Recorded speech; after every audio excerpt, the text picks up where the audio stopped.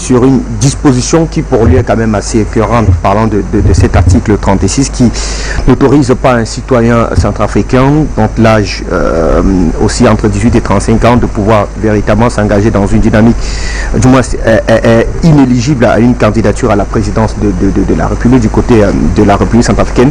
Des dispositions comme celle-là, on en trouve véritablement assez nombreuses dans cette constitution de 2016.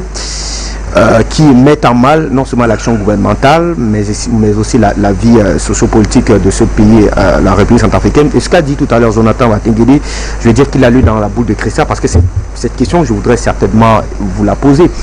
Dans toutes les réactions de ces hommes soi-disant en politique, on a beaucoup de respect pour eux, mais au vu de leur prise d'opposition, on a quand même assez d'inquiétude par rapport à leur projet de société, par rapport à leur orientation, leur visée politique, par rapport à ce pays, la Centrafrique. Personne ne s'attarde sur ces dispositifs qui sont quand même assez cruels, parce que si demain il n'y a plus M. Touadéra, qui n'est non plus éternel, il y a que ces mêmes personnes vont se retrouver avec ces dispositions qui vont rendre caduque l'action gouvernementale. Alors pourquoi est-ce que aucun d'entre eux ne puisse véritablement dénoncer ces vides juridiques qui sont quand même contenus dans cette loi constitutionnelle et qui mettent à mal sérieusement et efficacement l'action gouvernementale? Et tout le monde aujourd'hui est réchigné du moins tout le monde met un doigt d'honneur sur l'hypothèse d'un troisième mandat que lorgnerait le président Faustin Archange Touadéra. Tout d'abord, je vais saluer, donc je profite de l'occasion pour saluer le ministre qui est sur le plateau. On ne va pas le représenter, il va se présenter. Il faut savoir une chose, j'aime les faits historiques. Parce que si on ne schématise pas, l'opinion aura de la difficulté à comprendre les enjeux de la démarche du peuple centrafricain. J'étais en RCA en 2014. J'y étais. 2015. Le forum de Bangui. Ça a eu en 2015. J'étais en RCA en 2015. Afrique Média y était. Afrique Média a même fait un communiqué en 2015 pour demander ma libération immédiate. Parce qu'à ce forum, j'avais cravaté le représentant de l'ONU, j'ai nommé Batili. Lorsqu'ils ont décidé de deux choses. Les élections présidentielles, la même année, dans les conditions que nous connaissions, et la révision constitutionnelle par un régime de transition. J'ai levé la main et j'ai dit à M. Batili que la France l'avait envoyé non pas pour mettre un terme à la crise qui secoue le pays, mais pour envenimer cette crise. Parce que nous ne sommes pas venus au forum de Bangui pour débattre des questions de constitution et des élections. Nous sommes venus rassembler le peuple centrafricain. J'ai été gardé à l'OCRB 3 jours. Il a fallu des interventions pour que je sorte. Vous voyez, en 2015, le président Touadéra il ne rêvait même pas encore d'être candidat. Il ne rêvait pas encore d'être candidat que des citoyens contestaient déjà l'approche même de la révision de la Constitution de 2016. Il faut bien écouter le cours de l'histoire. Ça veut dire quoi? Ça veut dire que dans ce pays, si la France considère que tous les Centrafricains sont cons et idiots, en 2015, il y en a eu qui vous ont dit on n'est pas d'accord. Donc tous les Centrafricains ne sont pas cons et idiots. Voilà. Et donc, ces gens que vous venez de citer, notamment Mbolingumba, Nicolas Tchangaï, Mekassoa, l'éternel opposant de 50 ans. Non, Ziguele. C'est eux qui ont cautionné la réécriture, la modification de cette constitution en permettant tous ces vides. Parce qu'ils étaient convaincus que ces vides allaient leur servir à eux. Si et seulement si ils soutenaient la France, qui elle a taillé une constitution sur mesure pour continuer à contrôler les richesses du peuple centrafricain. Pourquoi ils voient leur silence sur ces différents vides observés dans cette constitution? Personne n'en parle en tout cas. Donc c'est un même à titre pédagogique. Puisque c'est un concubinage incestueux. C'est un concubinage incestueux. Ils étaient convaincus qu'en soutenant cette constitution, d'ailleurs, quand nous allions aux élections de 2015-2016, c'est un candidat. C'était déjà autoproclamé président avant les élections. Ziguele. Ziguele avait fait son deal. J'accepte tout ce que la France propose, pourvu que je sois le digne prophète de cette France en Centrafrique. C'était ça le deal. Mais, malheur en a pris. Vous savez, il y a ce qu'on appelle le grand architecte de l'univers. Certains l'appellent le grand architecte. D'autres l'appellent Dieu. Chez moi, on l'appelle Yahweh. Hein? Au Congo, on appelle Nzambé. En Centrafrique, on appelle Nzapa. Quand vous faites vos plans, il vous regarde, il rit. Parce qu'il a son plan, parce que c'est lui le grand architecte.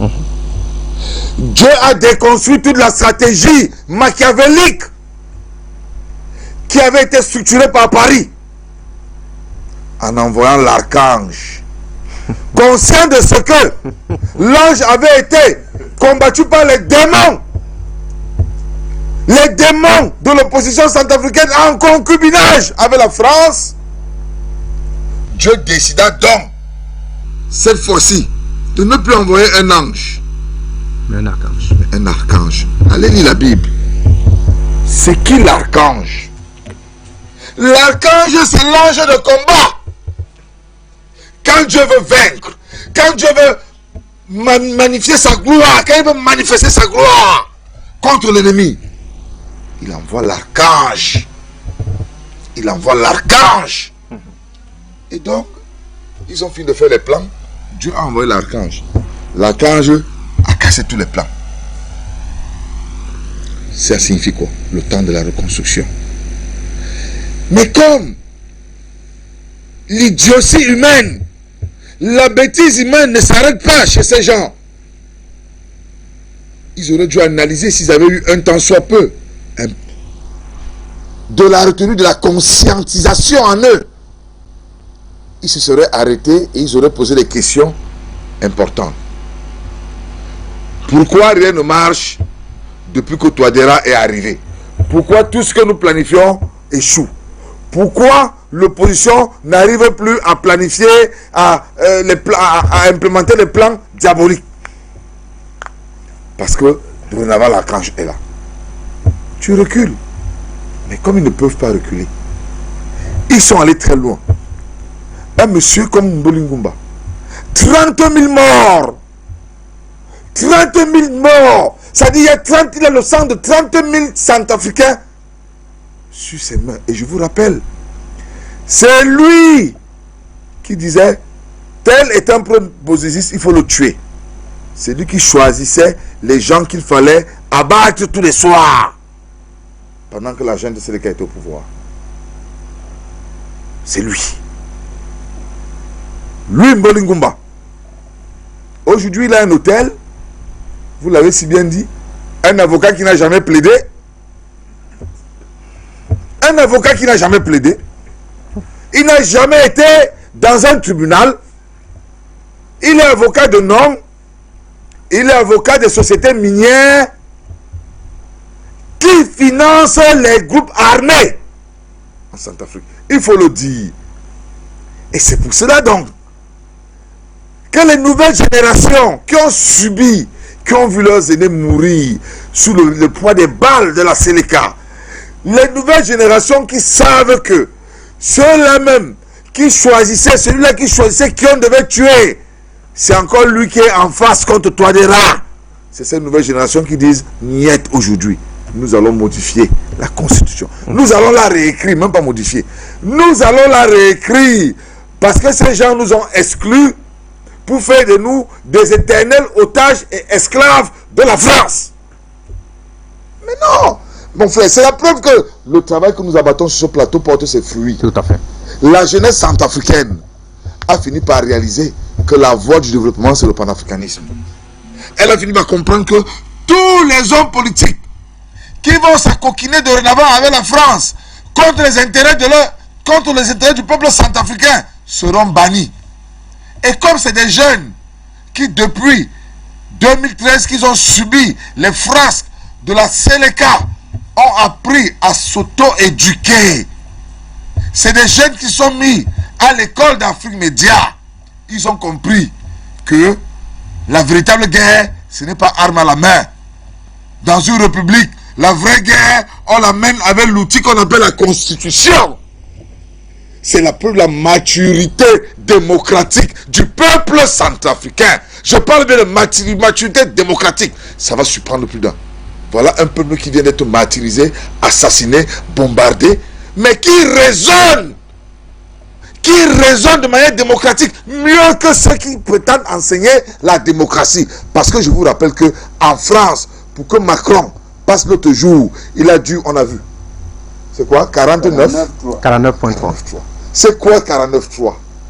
Hein, vous êtes des donneurs de démocratie, de leçons démocratiques. Mais chez vous-même, pour faire passer des textes, vous prenez des dispositions particulières. Mais en Centrafrique, les jeunes bombardés, les jeunes qu'on a bombardés il y a quelques années encore, vous démontrent que eux, ils sont respectueux des normes et des principes démocratiques.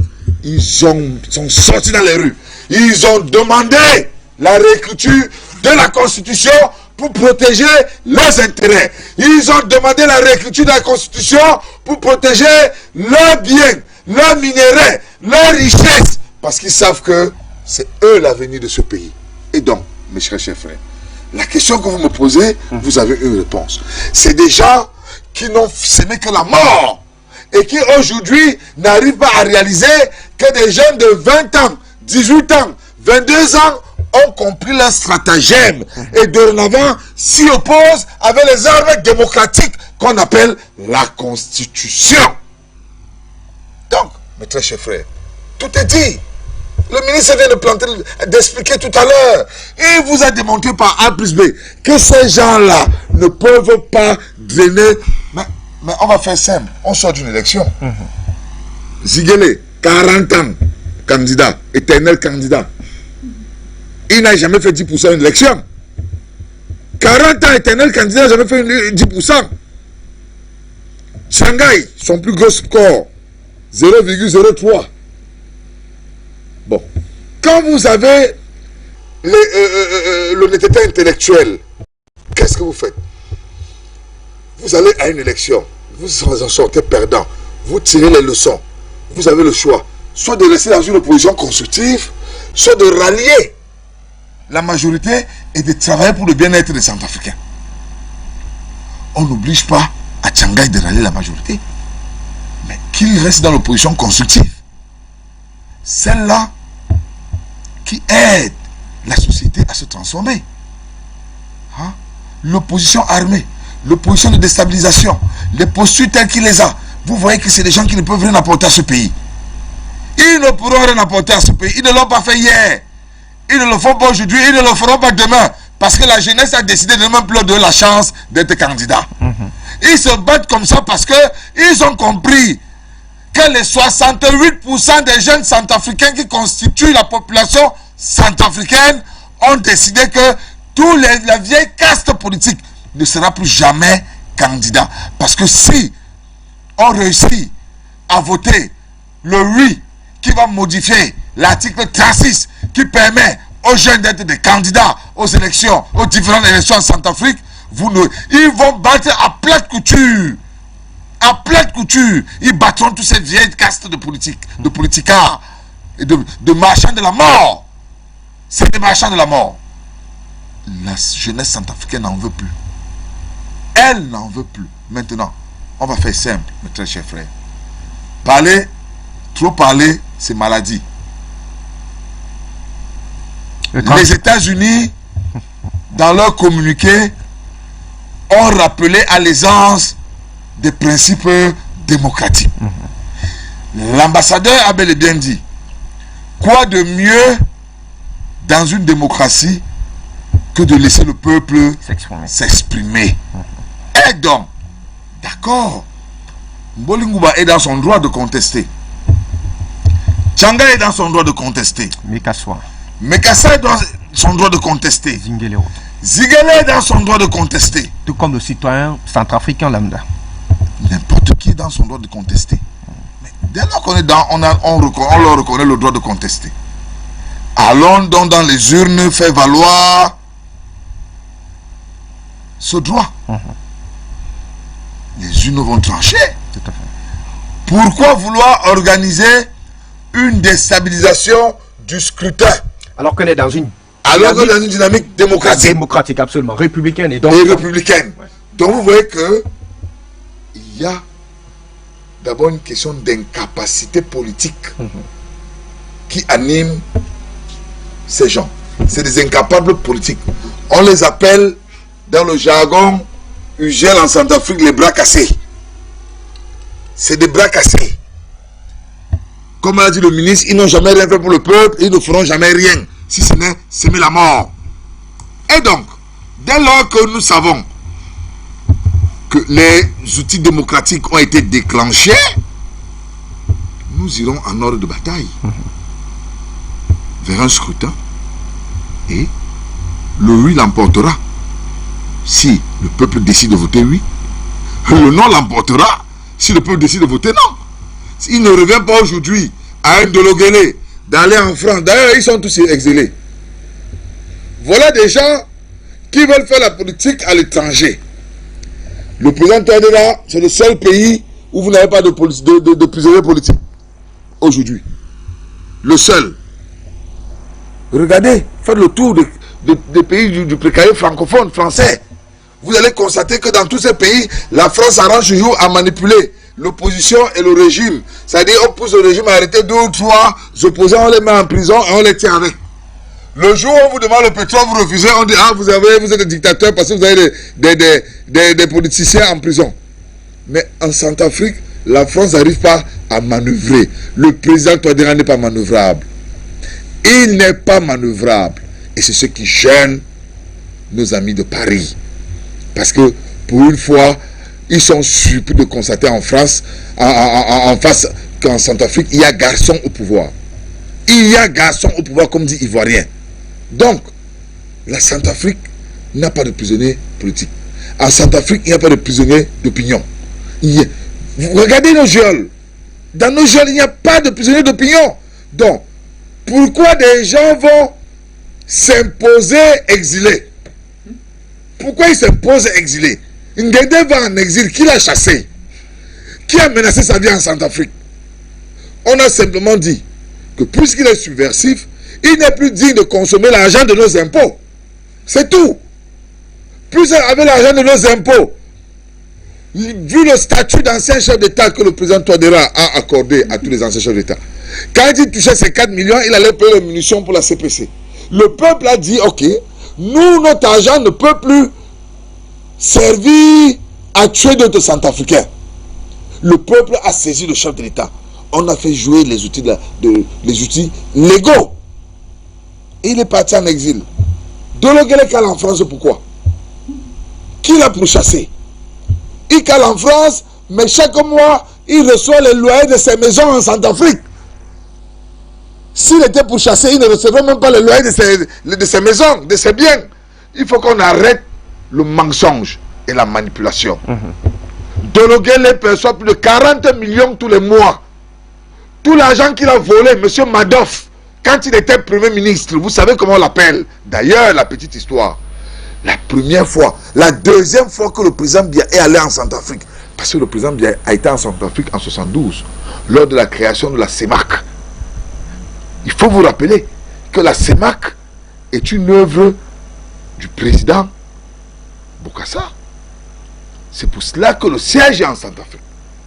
C'est le président Bokassa qui a l'idée de créer une zone économique d'Afrique centrale. L'union douanière à l'époque. Et le président Aïe, je lui dis, comme c'est ton idée, on va laisser le siège en Centrafrique. Et à l'époque, le président Biya est secrétaire et directeur de cabinet. Il cumule. Donc le président Aïdjo étant malade à l'inauguration, c'est le président Biya qui va représenter le président Aïdjo à Bangui en 72. Et la seule fois qu'il est revenu en Centrafrique, c'était pour démettre, pour signer l'acte qui virait de la présence de la BDAC Madoff, M. Dologele. Ce monsieur a 40 millions de francs CFA de revenus locatifs mensuels en Centrafrique. 40 millions. Il prétend être en exil. Il prétend qu'il est menacé par le régime de Touadéra. Il vit en France, mais il a les 40 millions tous les mois. Entre nous, de qui se moque-t-on? Si le président Touadéra voulait être répressif à son endroit, on aurait simplement verrouillé. On saisit, puisqu'il y a détournement à la base. On saisit. Et c'est fini. Donc, c'est du cinéma. Et le peuple centrafricain l'a compris. La jeunesse centrafricaine l'a compris. Mboli Ngumba, d'ailleurs son hôtel est vide. Il a volé l'argent de l'État dans la transaction Areva. Du temps où il était aux affaires, 8 mois de gouvernance de la Sénéca. Ce gars a volé plus de 7 milliards. Des milliards et des milliards qu'il a volé au peuple centrafricain. Aujourd'hui, il a conçu un hôtel en Centrafrique. J'ai nommé Kitika Hotel. Avec l'argent du sang des Centrafricains. Il a un hôtel, bon, qui ne marche pas. Parce que les Centrafricains boudent cet hôtel. Les Centrafricains ne veulent même pas. Dans cet hôtel-là, vous ne trouvez que ses amis français. Vous voyez? Cet hôtel-là, lui prétend être menacé. Mais aujourd'hui, les éléments sont là. Il suffisait simplement qu'on actionne, que le président Touadéra appuie sur le bouton pour que ce monsieur se retrouve en prison pour des faits établis. Mais vous savez, mes très chers frères, le président Touadéra est dans une lancée de réconciliation. Il a d'autres chats à fouetter. Son credo, c'est le développement. Il travaille pour le développement du peuple centrafricain. Il travaille pour l'émancipation des mentalités. C'est pour cela qu'en Centrafrique, vous n'avez pas de prisonniers d'opinion. C'est pour ça qu'en Centrafrique, vous n'avez pas de prisonniers politiques. En Centrafrique, dans les geôles centrafricaines, vous ne trouvez pour la plupart que des bandits de grand chemin et des rebelles patentés. Donc, l'argument de dire que le régime de Bangui pourchasse les opposants est archi faux. D'accord. Voilà. Merci. Merci à vous, Jules Ndiaye, excellent monsieur le ministre. On vous retrouve avec notamment...